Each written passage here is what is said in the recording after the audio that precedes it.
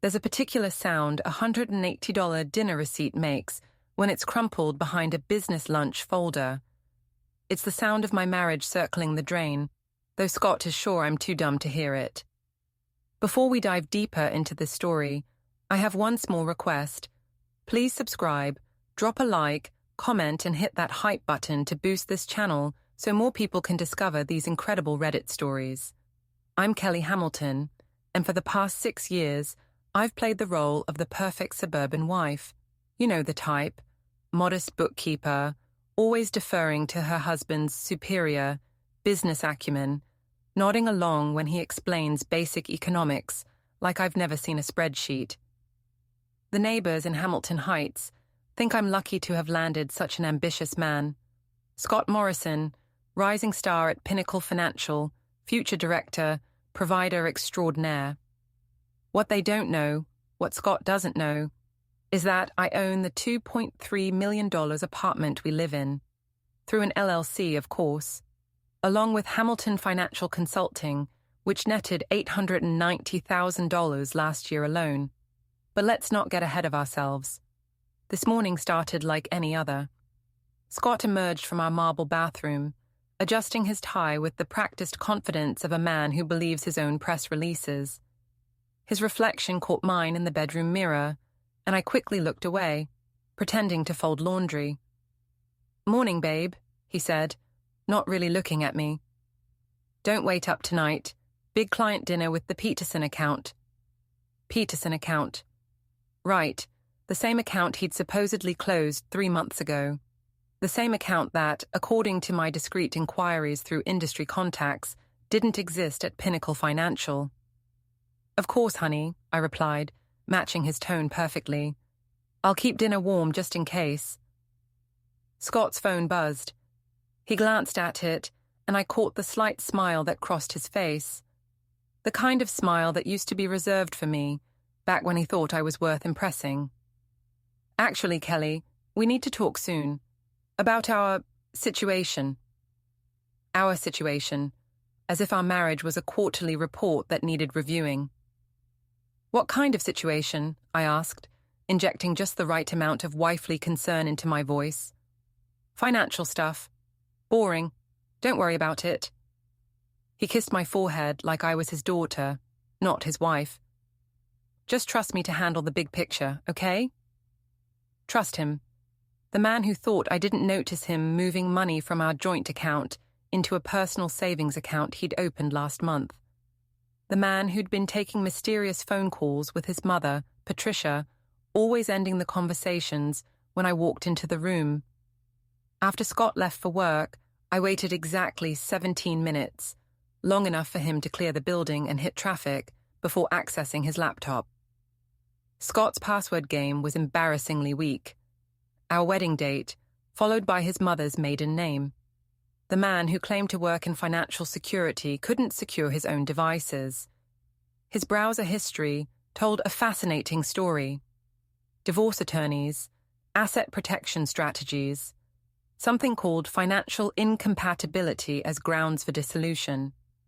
He'd even bookmarked an article titled, "How to Protect Your Assets When Your Spouse Earns Less." Earns less, if only he knew. My phone rang. Patricia Morrison, Scott's mother, the woman who'd spent 6 years making it clear that her precious son had married beneath his station. "Kelly, dear," Patricia's voice dripped with false sweetness. "I hope you don't mind me calling. I've been thinking about you and Scott lately." "Of course not, Patricia. What's on your mind?" "Well, I know things have been challenging, with your little bookkeeping job and Scott's rising career demands. Sometimes these income disparities can put strain on a marriage." Income disparities. Interesting phrase, almost like she'd been coached on the terminology. "Scott and I are doing wonderfully," I said. "In fact, business has been better than ever." A pause. "Oh, that's nice.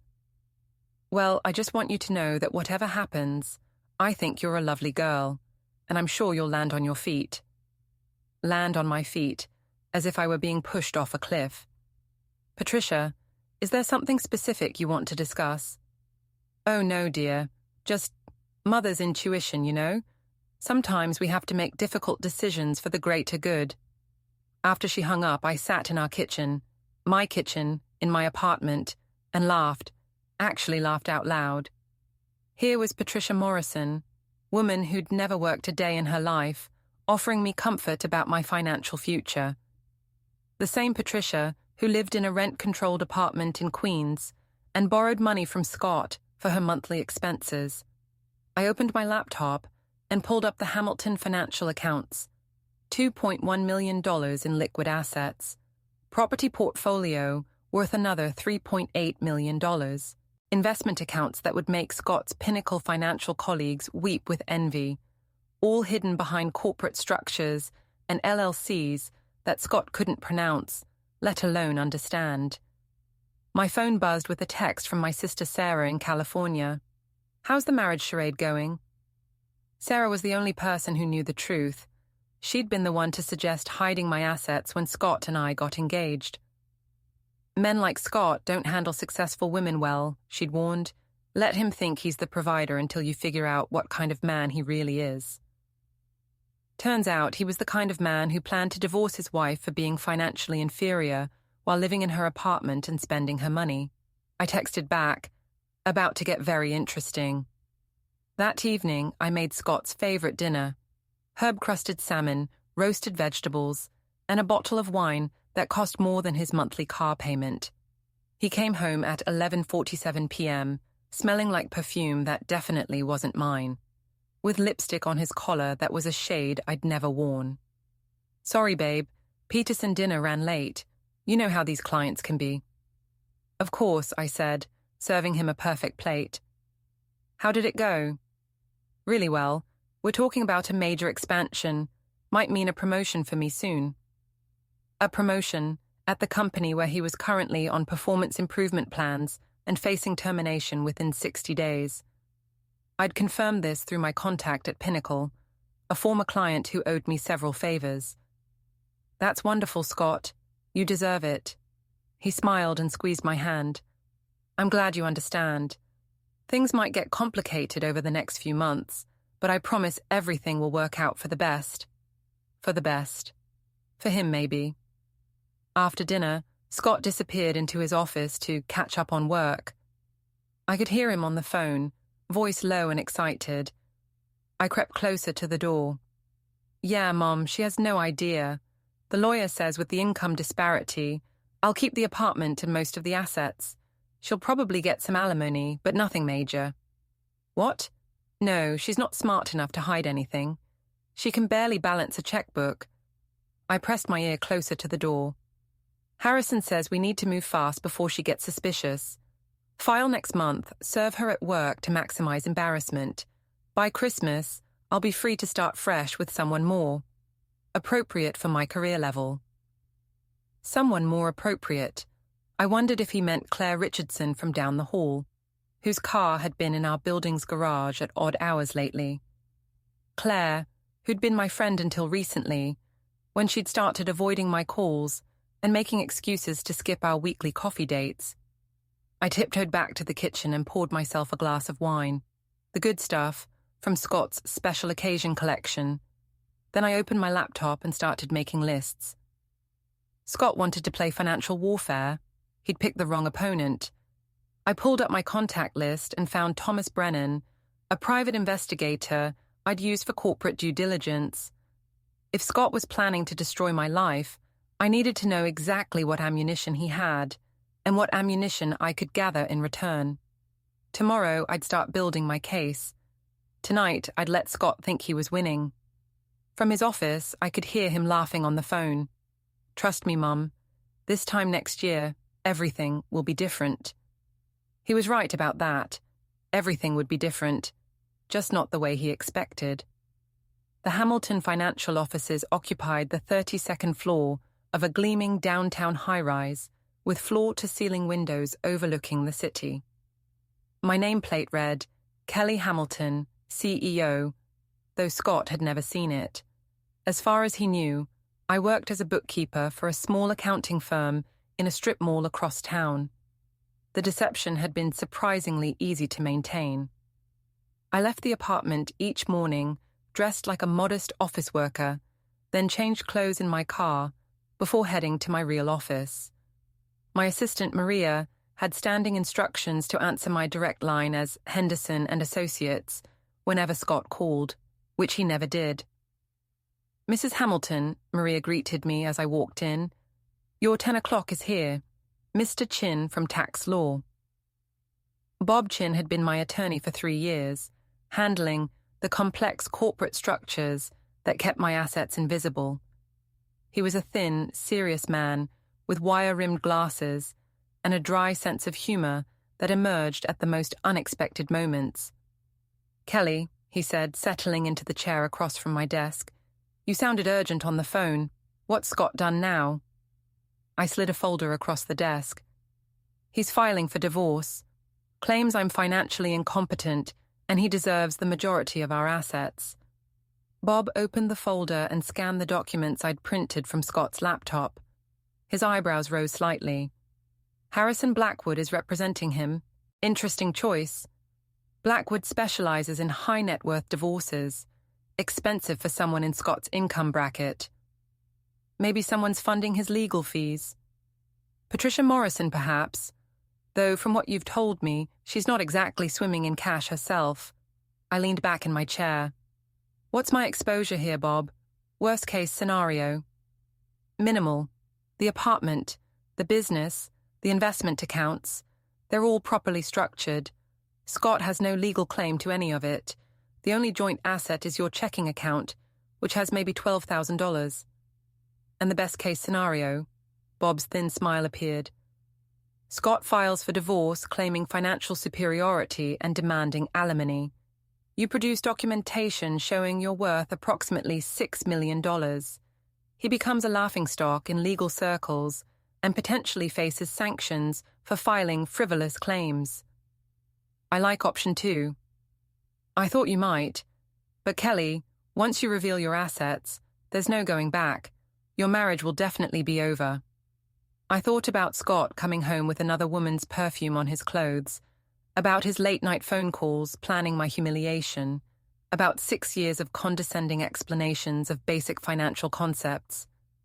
The marriage is already over, Bob. Scott just doesn't know it yet. After Bob left, I called Thomas Brennan. The private investigator's office was exactly what you'd expect. Cramped, cluttered, and smelling faintly of cigarettes and coffee. Thomas himself looked like he'd stepped out of a noir film, complete with stubbled jaw and rumpled suit. "Mrs. Morrison," he said, using the cover name I'd given him, "what can I do for you?" "I need comprehensive surveillance on my husband, financial records, daily activities, associates, the works. Divorce case? Something like that." Thomas quoted his rates, which were reasonable considering what I needed. I paid him in cash for the first week, with a bonus for discretion. "One more thing," I said as I prepared to leave. "I need to know about a woman named Claire Richardson. She lives in our building, apartment 15B. I think she's involved with my husband." "Involved how?" "That's what I'm paying you to find out." That afternoon, I met my sister Sarah at Meridian Wine Bar, an upscale spot where Hamilton Heights residents like to see and be seen. Sarah had flown in from Los Angeles for a client meeting and extended her trip when I told her about Scott's plans. "So he actually thinks he's going to take you to the cleaners?" Sarah asked, swirling her Chardonnay. "This is rich. Wait until I tell David." David was Sarah's husband, an entertainment lawyer who'd helped me set up some of my corporate structures. He'd never liked Scott, calling him aggressively mediocre after their first meeting. "The best part is his mother's involvement," I continued. "Patricia's been coaching him on financial terminology. She called yesterday to offer her sympathy for my upcoming hardship." "Patricia Morrison, giving financial advice. That's like getting business tips from someone who's never held a job. Speaking of jobs, Thomas is going to dig into Scott's employment situation. I think he's about to be fired." Sarah nearly choked on her wine. "He's cheating on you, planning to divorce you, and he's about to lose his job." This man's timing is spectacular. It gets better. Harrison Blackwood is his attorney. Blackwood, the guy with the billboards. When your marriage is worth millions. That's the one. Apparently Scott thinks our divorce is going to be worth millions. Well, he's not wrong about that. We were interrupted by a familiar voice. Kelly, I thought that was you. Jennifer Walsh, Hamilton Heights' unofficial gossip coordinator, approached our table with the predatory smile of someone who'd just spotted fresh scandal material. Jennifer, how nice to see you, I said, forcing warmth into my voice. This is my sister Sarah. Lovely to meet you, Jennifer said, though her attention remained focused on me. I hope everything's okay, Kelly. You seemed a bit stressed at the community meeting last week. There hadn't been a community meeting last week. Jennifer was fishing. Just busy with work, I replied. You know how it is. Oh yes, your bookkeeping. So important. Tom was just saying how admirable it is that you keep working even though Scott's doing so well at Pinnacle. Not everyone would be so dedicated. The pause before dedicated was deliberate. Jennifer had perfected the art of the polite insult. I enjoy staying busy, I said. Idle hands and all that. Of course. Well, I should let you get back to your sister time. Sarah, you simply must visit us again soon. Hamilton Heights is such a close-knit community. We all look out for each other. After Jennifer left, Sarah stared at me in amazement. How do you stand these people? Practice, and the knowledge that very soon I won't have to. My phone buzzed with a text from Thomas. Initial surveillance complete. Your husband is definitely seeing someone. Can meet tomorrow with photos. I showed the message to Sarah, who grinned. This is going to be fun.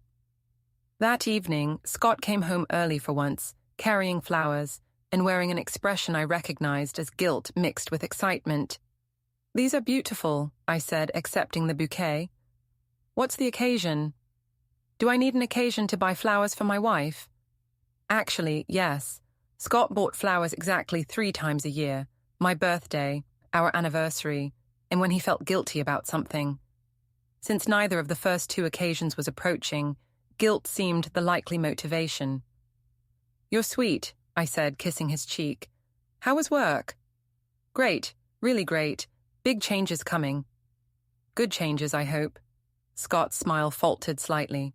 Different changes, but ultimately good, for everyone. During dinner, Scott was unusually chatty, asking about my day, and actually listening to my responses. It would have been touching if I didn't know he was mentally cataloguing everything I said for his divorce attorney. Kelly, he said over dessert, I've been thinking about our future lately. Oh, about what we both want out of life, whether we're compatible long-term. Compatible, another word that sounded coached. I think we're very compatible, I said carefully. Don't you? In some ways, sure. But there are practical considerations. Financial goals, career trajectories, that sort of thing. Are you worried about money? Because the consulting work has been going really well lately. Scott's fork paused halfway to his mouth. Consulting work. The bookkeeping consulting. I mentioned I'd been taking on some higher-end clients. Right, of course. That's great. He hadn't been listening when I'd mentioned it before, which meant he had no idea what I was talking about. Perfect. Actually, I continued, I might need to start traveling more. Some of these clients are based in other cities. Travel. Nothing major. Day trips mostly, but it could mean better opportunities down the road. Scott nodded absently, but I could see him processing the implications. If I was traveling for work, I'd be harder to monitor. If I had higher-end clients, I might have access to better legal representation. Just be careful, okay? Some of these business types can be sharks. Don't worry, I said, smiling. I can handle myself. Later that night, I heard Scott on another phone call with his mother. This time, I didn't bother eavesdropping. I already knew what they were discussing. Instead, I sat in my home office, the small room Scott thought was just for paying bills, and reviewed my assets one more time. Tomorrow, I'd meet with Thomas and see exactly what Scott had been up to. Then, I'd start planning the most expensive education of his life. My phone chimed with an email from Bob Chin. Harrison Blackwood's office called. They want to schedule a meeting with you next week. Should I take it? I typed back, absolutely. Let's see what they think they know. Thomas Brennan's surveillance photos were even better than I'd hoped. Scott and Claire Richardson at Chez Laurent, the most expensive restaurant in the city.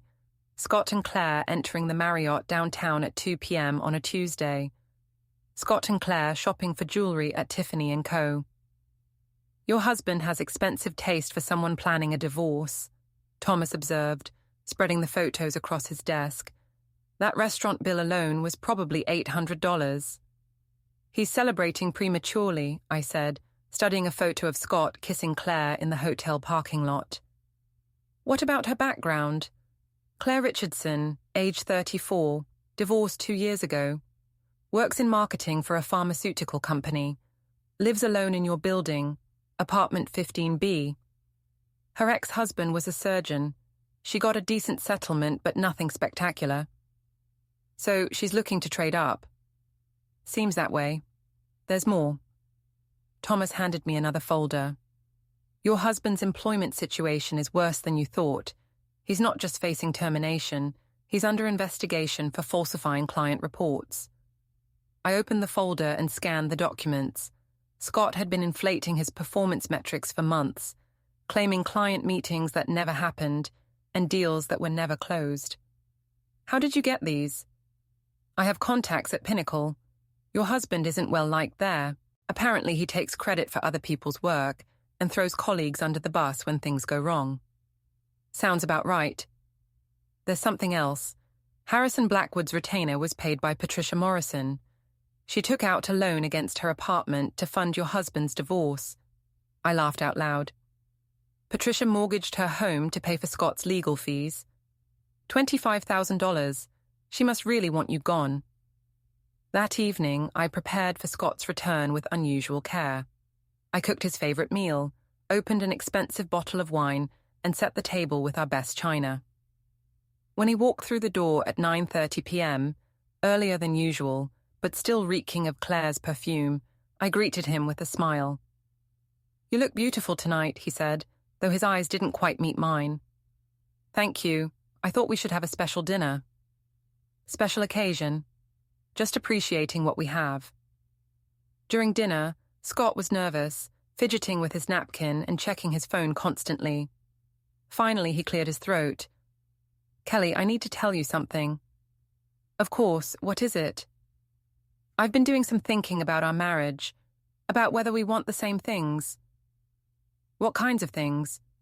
Well, for instance, I'm at a point in my career where image matters. The people I work with, the clients I meet, they have certain expectations about success. And sometimes I wonder if we're holding each other back. I set down my wine glass carefully. Are you saying I'm holding you back? Not intentionally, but we're at different levels professionally, different social circles. It might be better for both of us if we reassessed our situation. Reassessed our marriage? Scott's phone buzzed. He glanced at it and smiled slightly before catching himself.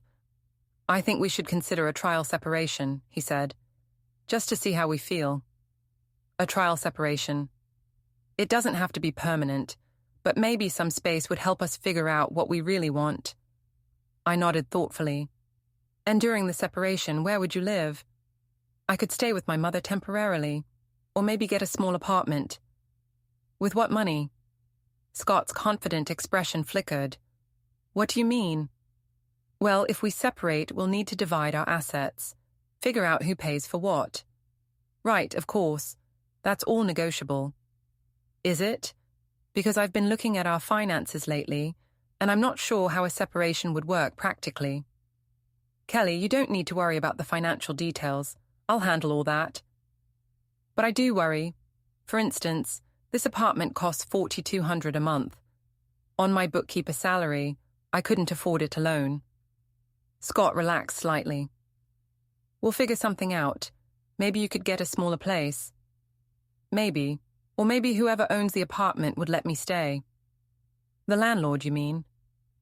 Something like that. Scott's phone buzzed again. This time he answered it.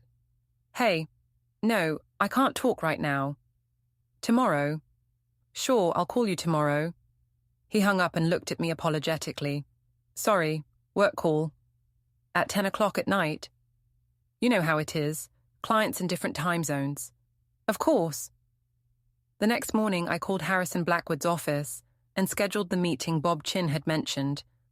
I wanted to see Scott's legal strategy firsthand. Blackwood's office was exactly what I'd expected: mahogany furniture, leather-bound books, and photographs of the man himself with various celebrities and politicians. Harrison Blackwood was in his 50s, with silver hair and a smile that probably cost more than most people's cars. Mrs. Morrison, he said, standing to greet me, thank you for coming in. It's Hamilton, actually. Morrison is my husband's name. Of course. My apologies. He gestured to a chair across from his desk. I understand you're going through a difficult time. Am I? Blackwood's smile faltered slightly. Well, I assume that's why you're here. Marriage difficulties can be very stressful. Mr. Blackwood, why exactly did you want to meet with me? To discuss your options. In situations like yours, where there's a significant income disparity, it's important to understand your rights. What kind of income disparity? Well, your husband is a successful financial executive while you work as a bookkeeper, is it? That's right.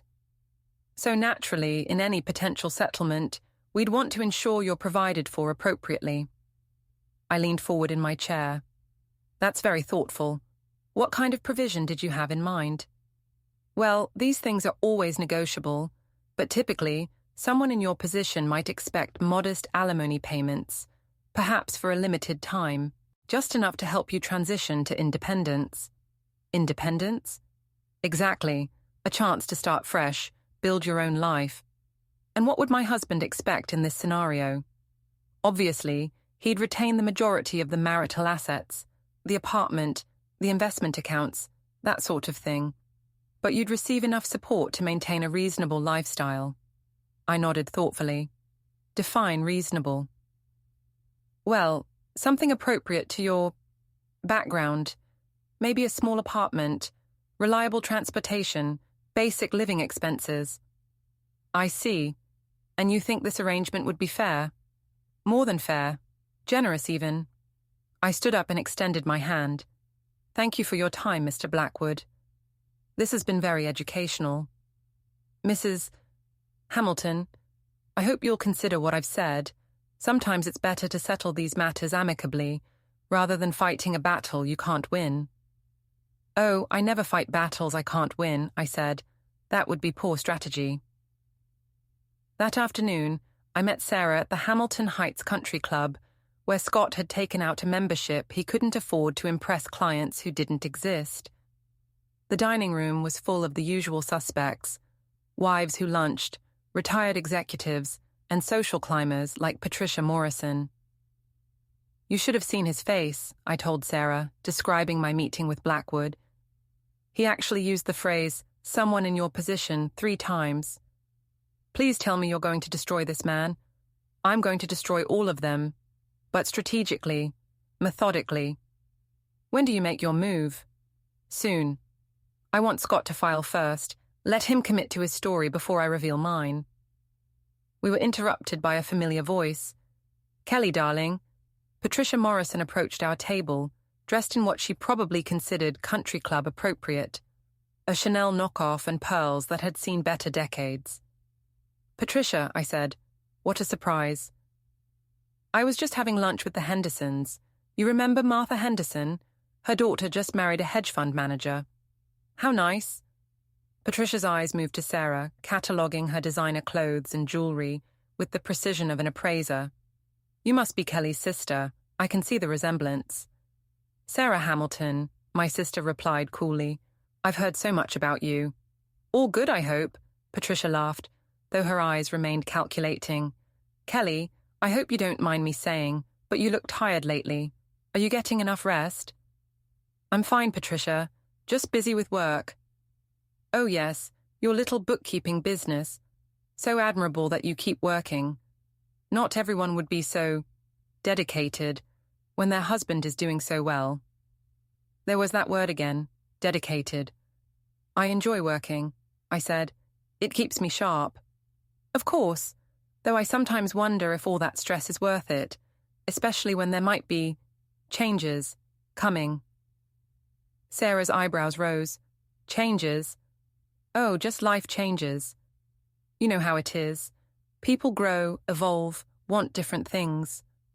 What kind of different things? Sarah asked innocently. Patricia realized she'd said too much. Nothing specific. Just general observations about marriage and compatibility.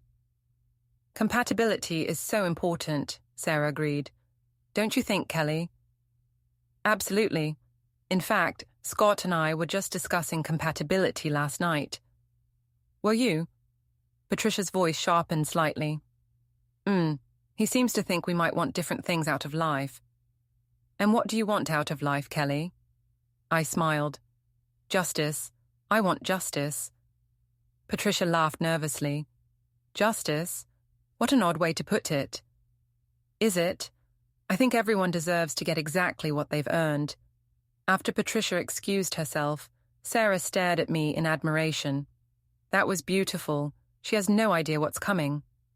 None of them do. That evening, Scott came home with shopping bags from expensive stores, new clothes, cologne, even a watch I recognized from a Rolex advertisement. Shopping spree, I asked. Just updating my wardrobe. Image is important in my business. Of course. How much did all this cost? Don't worry about it, I got a bonus. A bonus from the job he was about to lose. Right. That's wonderful. We should celebrate. Actually, I'm going out tonight. Business dinner. With the Peterson account? Scott paused. Different client. You wouldn't know them. Try me. It's complicated. Boring business stuff. He disappeared into the bedroom to change, emerging 20 minutes later in his new clothes and cologne. He looked good, I had to admit, like a man preparing for a date. Don't wait up, he said, kissing my forehead. This could run late. After he left, I called Thomas Brennan. He's moving, I said. Whatever timeline they had, they're accelerating it. You want me to follow him tonight? No need, I know where he's going. Instead, I spent the evening reviewing my financial records one more time, making sure everything was perfectly organized for what was coming. Tomorrow, I'd start the final phase of my plan. Scott wanted a divorce. He was about to get one, just not the kind he was expecting. The divorce papers arrived on a Tuesday morning, delivered by a courier who looked apologetic as I signed for them. Scott had already left for work, or what he thought was work, since Pinnacle Financial had terminated his employment the previous Friday.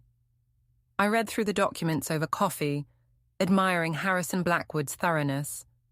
Scott was claiming financial superiority, requesting alimony from me, and asking for exclusive possession of our apartment. The filing painted me as a financially dependent spouse who had contributed little to our marital assets. It was beautifully, spectacularly wrong. I called Bob Chin immediately. They filed. Excellent. Are you ready to respond? More than ready. I'll prepare our counterfiling. This is going to be fun. That afternoon, I drove to Scott's office building and waited in the parking garage. At 3:47 p.m., he emerged from the elevator, carrying a cardboard box and looking shell-shocked. His termination had apparently been as brutal as I'd hoped.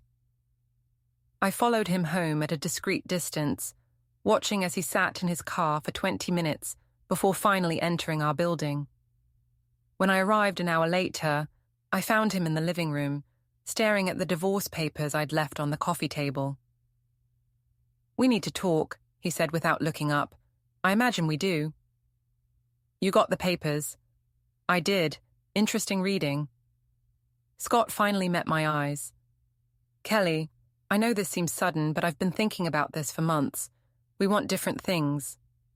Apparently so. I hope we can handle this maturely. No drama, no fighting, just a clean break. Clean break, I repeated. Is that what you call it? What else would you call it? I sat down across from him and smiled. Education. Education. You're about to learn some things, Scott.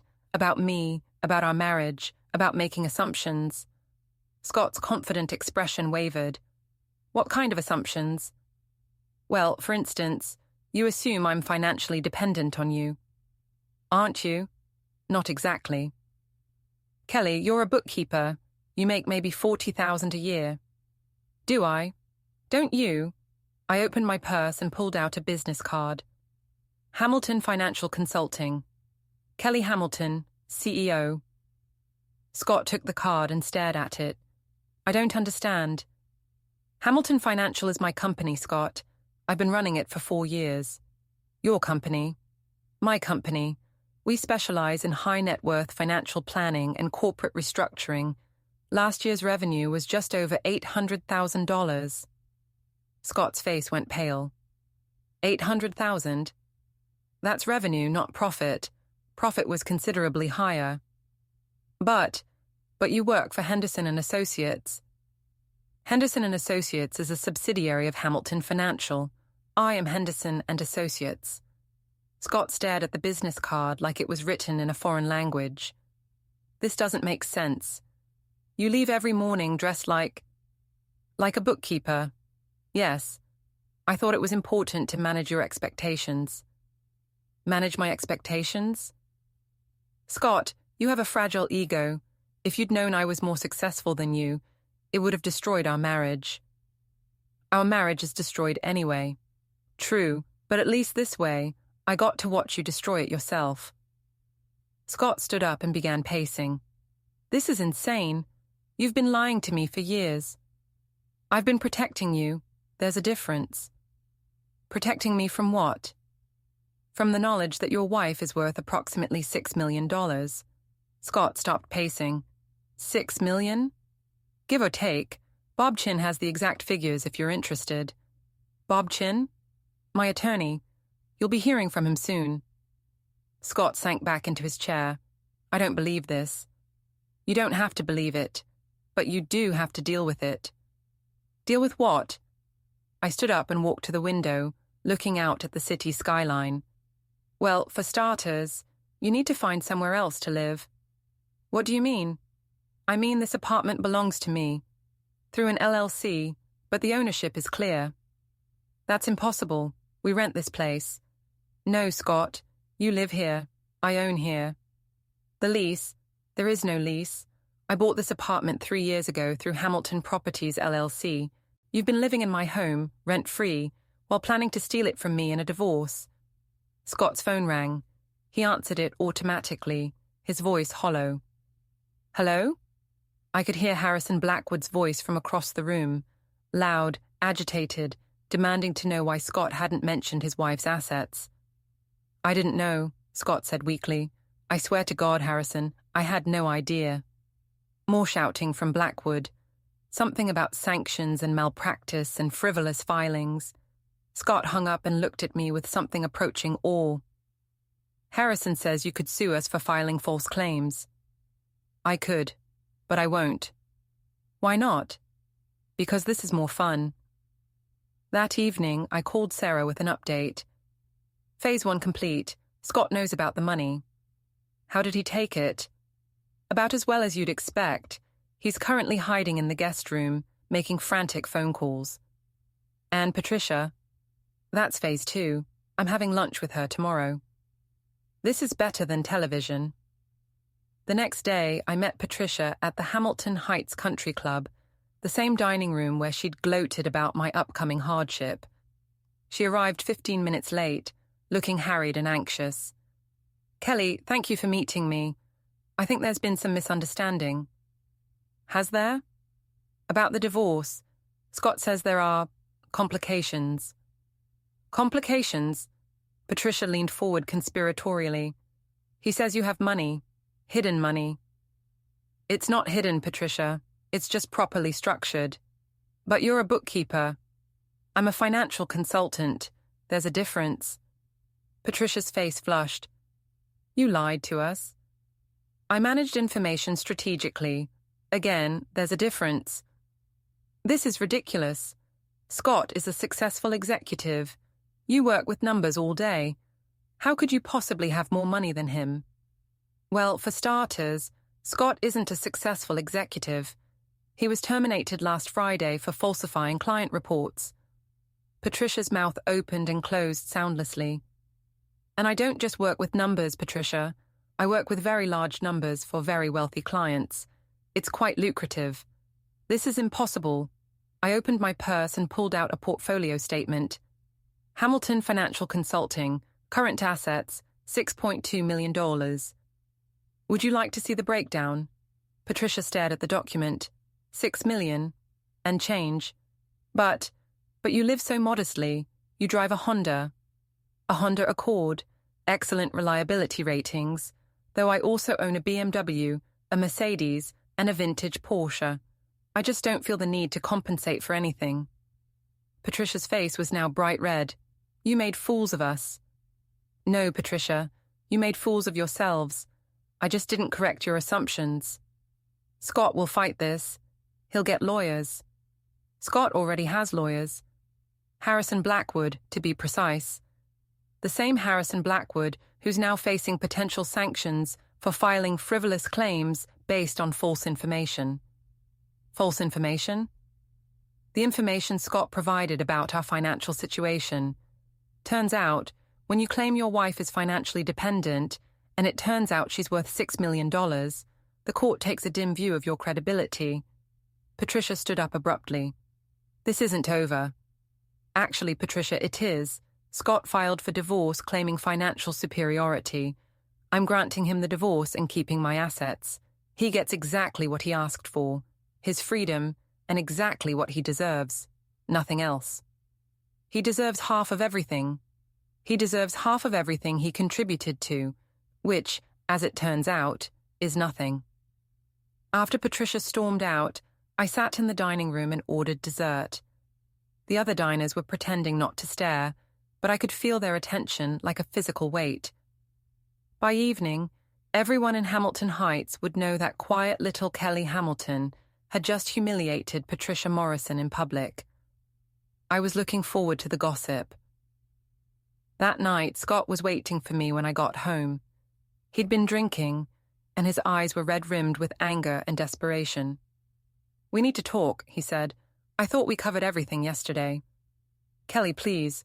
I know I made mistakes, but we can work this out. Can we? I love you. I've always loved you. You love the idea of my money. That's not true. Scott, yesterday you were planning to divorce me for being poor. Today you want to reconcile because I'm rich. What exactly has changed about your feelings? Scott was quiet for a long moment. I was scared, he finally said. Scared that I wasn't good enough for you. So you decided to leave me first. I thought if I could make it seem like my choice, it would hurt less. And Claire Richardson? Scott's face crumpled. How do you know about Claire? I know about everything, Scott. The affair, the job loss, your mother mortgaging her apartment to pay for your lawyer. I know about all of it. Kelly, please. No. I walked to the front door and opened it. You wanted out of this marriage. Congratulations. You're out. Where am I supposed to go? I suggest your mother's place, though you might want to call first. She seemed upset when she left the country club. Scott gathered his belongings in silence, loading suitcases into his car while I watched from the window. As he drove away, I felt something I hadn't experienced in months. Relief. My phone buzzed with a text from Sarah. How did it go? I typed back, Phase 2 complete. Patricia knows she backed the wrong horse. And Scott? Scott's learning that actions have consequences. What's next? I looked around the apartment, my apartment, and smiled. Now comes the fun part. The Hamilton Heights gossip network moved faster than fiber optic internet. By Thursday morning, 3 days after Patricia's public meltdown at the country club, my phone was buzzing with calls from neighbors who'd previously treated me like furniture. Kelly, darling, Jennifer Walsh's voice dripped with newfound respect. I heard about your business success. We simply must have lunch. Kelly, it's Martha Henderson. I had no idea you were an entrepreneur. We should talk about investment opportunities. Mrs. Hamilton, this is David Chen from the building board. We'd love to discuss your thoughts on the upcoming renovations. I ignored most of them, but accepted one call from Claire Richardson. Kelly, Claire's voice was shaky, uncertain. I think we should talk. Do we? About Scott, about everything. What about everything, Claire? A long pause. I didn't know. About your money, I mean. Scott said you were just a bookkeeper. And that made it okay to sleep with my husband. No, I mean, it's complicated. It's really not. You're sleeping with a married man. He's cheating on his wife. The only complicated part is why you thought this would end well for you. Kelly, please, can we meet? Just to talk. I considered it.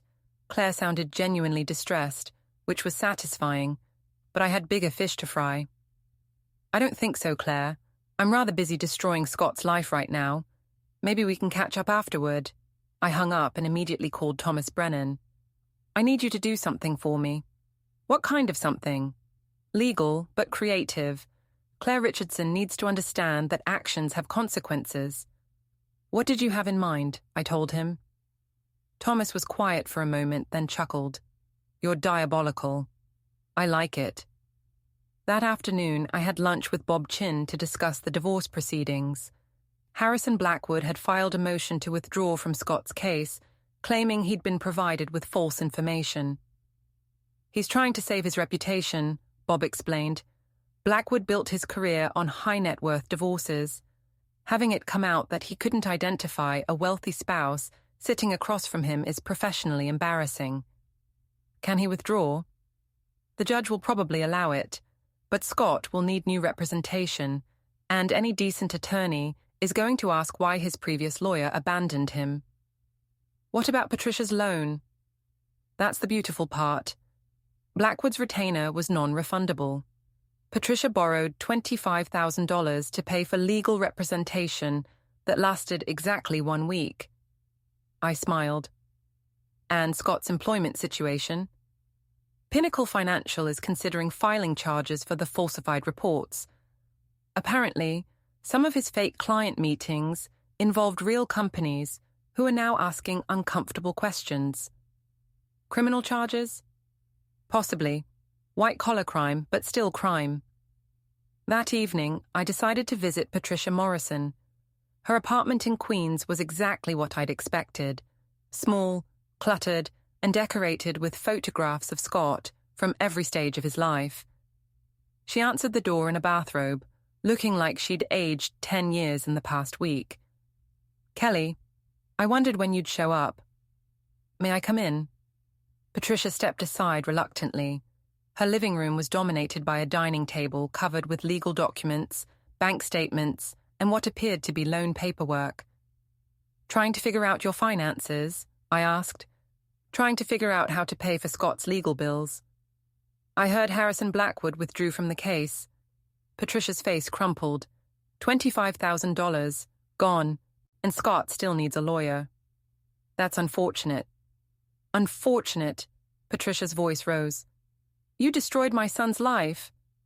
I didn't destroy anything, Patricia. I simply revealed the truth. The truth? The truth is you're a manipulative liar who tricked my son into marriage. I sat down on her couch uninvited. Let me tell you what actually happened, Patricia. Your son married me because he thought I was safe. Not too pretty, not too smart, not too ambitious. Someone who would make him feel superior. That's not... When I started making money, I hid it because I knew Scott couldn't handle being married to a successful woman. I protected his ego for 6 years. By lying. By managing his insecurities. But Scott got greedy. He decided he deserved better than his safe, boring wife. So he found himself a replacement and planned to humiliate me in divorce court. Patricia was crying now, mascara running down her cheeks. He loves you. He loves the idea of my money. Just like you do. That's not true. I pulled out my phone and showed her a screenshot of Scott's browser history. Financial incompatibility as grounds for dissolution. How to protect assets from a low-earning spouse. He researched this for months, Patricia. With your help. Patricia stared at the screen. I just wanted what was best for him. You wanted what was best for you. A daughter-in-law you could control, who wouldn't threaten your position as the most important woman in Scott's life. You're wrong. Am I? When was the last time Scott called you, Patricia, since he found out about my money? Patricia's silence was answer enough. He's not returning your calls, is he? Because now he knows you gave him terrible advice. You encouraged him to divorce a millionaire. I stood up and walked to the door. You mortgaged your home to pay for a lawyer who couldn't last a week on the case. Scott's unemployed and facing potential criminal charges. And Claire Richardson is about to discover that dating unemployed men isn't as romantic as it sounds. What do you mean? I mean, Scott's about to have some very expensive problems. Claire seems like the type who'll lose interest quickly once the bills start piling up. I opened the door and paused. You know what the really sad part is, Patricia? If you'd just been kind to me, if you'd treated me like family instead of an obstacle, none of this would have happened. I would have supported Scott forever. Kelly, wait. But you couldn't do that. You had to make me the enemy. So congratulations, Patricia. You got exactly what you wanted. I closed the door behind me and walked to my car, feeling lighter with each step. My phone rang as I drove home. Sarah, calling from Los Angeles. How's the revenge tour going? Better than expected. Patricia's broke, Scott's unemployed, and Claire's starting to panic. What about the criminal charges? Bob thinks they're likely. Scott's fake client reports created real problems for Pinnacle Financial. Jesus, you really don't mess around. I gave him 6 years to be a decent husband. He chose to be a lying, cheating, ungrateful bastard instead. Any regrets? I thought about it as I pulled into my building's parking garage. Only one. What's that? I should have done this sooner. The next morning, I woke up in my apartment, and made coffee in my kitchen while looking out at my view of the city. For the first time in months, I felt completely relaxed. My phone buzzed with a text from Thomas Brennan. Package delivered to Claire Richardson. You should see her face. The package contained photographs of Scott with other women. Not just Claire, but several others Thomas had discovered during his surveillance. Apparently, Scott's affair wasn't as exclusive as Claire had believed. Another text, this one from Bob Chin. Pinnacle Financial filed charges. Scott's looking at potential jail time. I poured myself another cup of coffee and smiled. Scott had wanted to upgrade his life by divorcing his boring bookkeeper wife.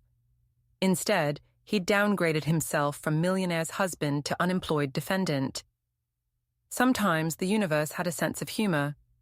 The courthouse steps were busier than I'd expected for a Tuesday morning. Reporters, lawyers, and curious onlookers milled around, drawn by the unusual circumstances of Hamilton versus Morrison, the divorce case where the supposedly poor wife turned out to be worth $6 million. I arrived in my BMW, the one Scott had never seen, wearing a Armani suit that cost more than his monthly salary.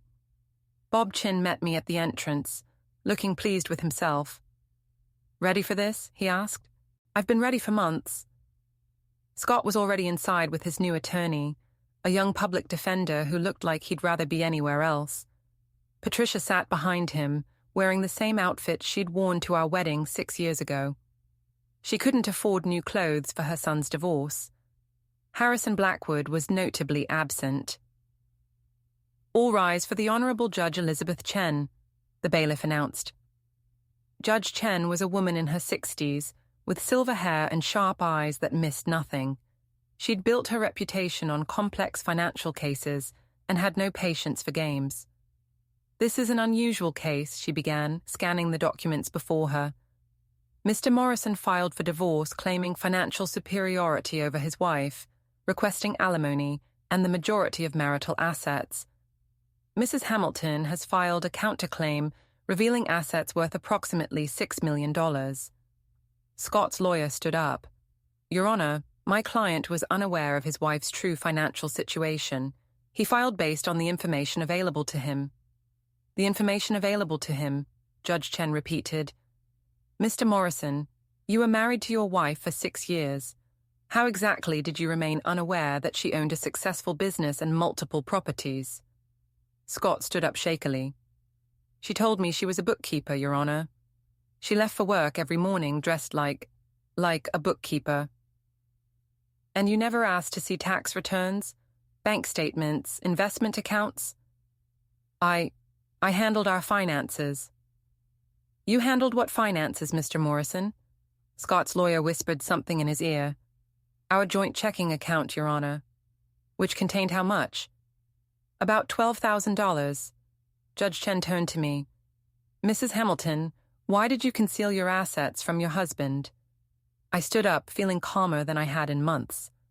Your Honor, I didn't conceal anything. I maintained separate business accounts, as is my legal right. My husband never asked about my work income because he assumed it was minimal. And you allowed him to maintain this assumption? Yes, Your Honor. Why? I glanced at Scott, who was staring at his hands. Because my husband has always been threatened by successful women. I thought if I downplayed my achievements, it would protect our marriage. Protect it how? By allowing him to feel superior. By managing his ego. Judge Chen made a note. Mr. Morrison, is this accurate? Scott's lawyer nudged him. Your Honor, my client may have been insecure about income disparities, but that doesn't justify deception. What deception, Mr. Morrison? Did your wife lie about her work? She said she was a bookkeeper. Are you not a bookkeeper, Mrs. Hamilton? I am a certified public accountant and financial consultant, Your Honor. Bookkeeping is part of what I do. So your wife told you the truth about her profession, just not the full scope of her success? Scott's face was red now.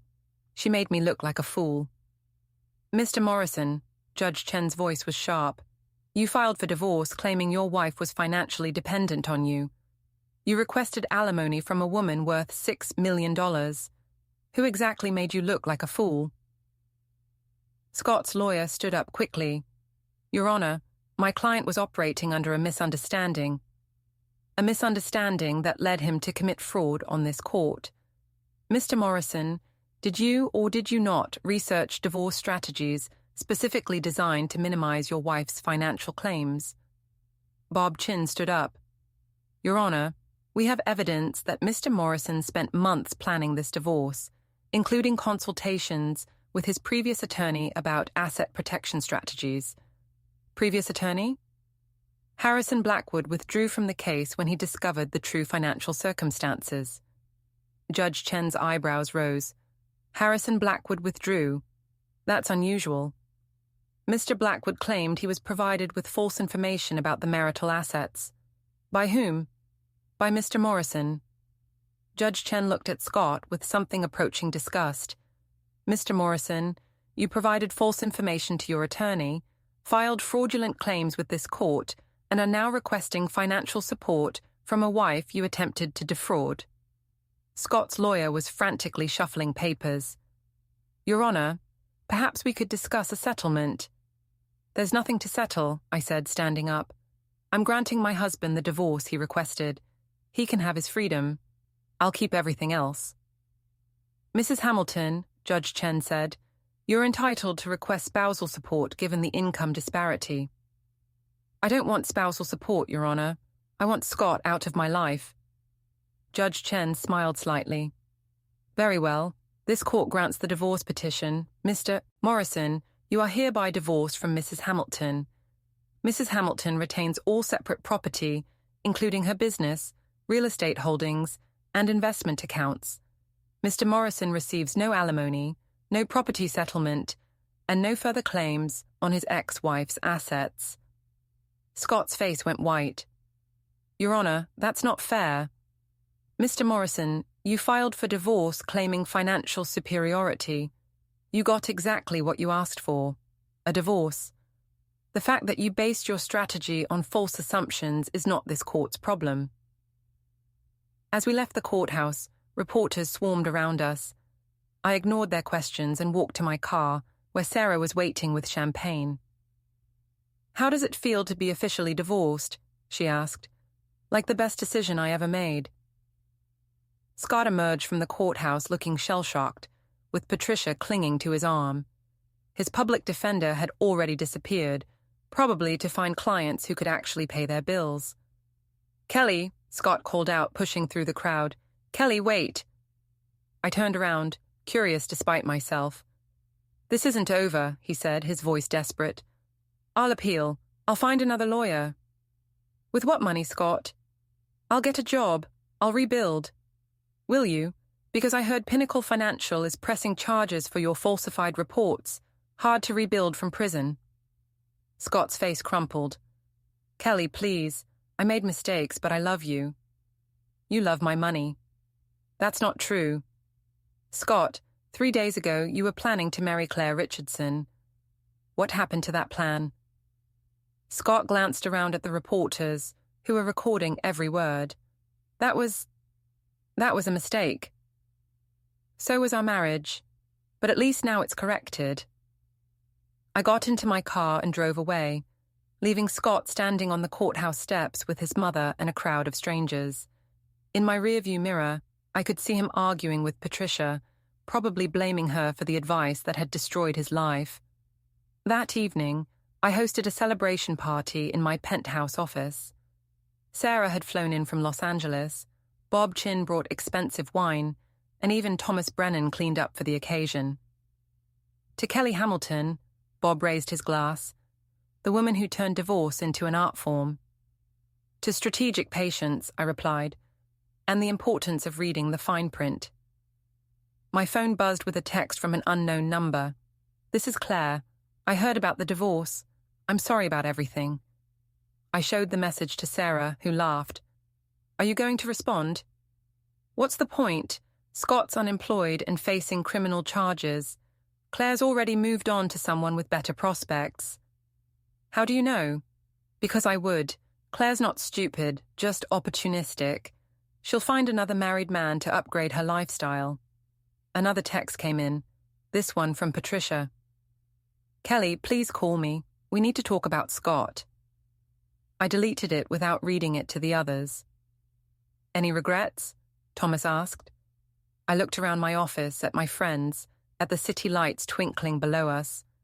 6 months ago, I'd been pretending to be someone smaller, quieter, less successful than I really was. I'd been managing Scott's ego, enabling his delusions, and accepting disrespect in my own home. "None," I said. "Not a single one." The next morning, I woke up in my apartment and made coffee in comfortable silence. No Scott to tiptoe around, no lies to maintain, no performance to keep up. My phone rang. Bob Chin. "Good news," he said. "Scott's criminal trial is scheduled for next month. Pinnacle's lawyers are confident about conviction." "And the civil suit?" 3 companies are suing him for damages related to the fake client reports. He's looking at significant financial liability. So he'll be broke and in prison. Most likely. I hung up and smiled. Scott had wanted to upgrade his life by divorcing his bookkeeper wife and marrying someone more appropriate to his status. Instead, he'd downgraded himself from millionaire's husband to convicted felon. The irony was perfect. 6 months later, I received a wedding invitation in the mail. Claire Richardson was marrying a cardiologist she'd met at the country club. The invitation was expensive, elegant, and probably paid for by her new fiancé. I threw it away without a second thought. Scott Morrison was serving 18 months in minimum security prison for fraud and falsifying business records. Patricia had lost her apartment and moved in with her sister in New Jersey. Harrison Blackwood's reputation had recovered, though he'd reportedly become much more thorough in his client vetting process. And me?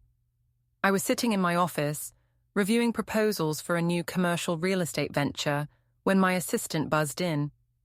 "Mrs. Hamilton, there's a gentleman here to see you." Says his name is David Chen, and he's interested in your investment services. I smiled and straightened my suit jacket. Send him in. Some stories end with revenge, others end with justice. The best ones end with success. This was one of the best ones.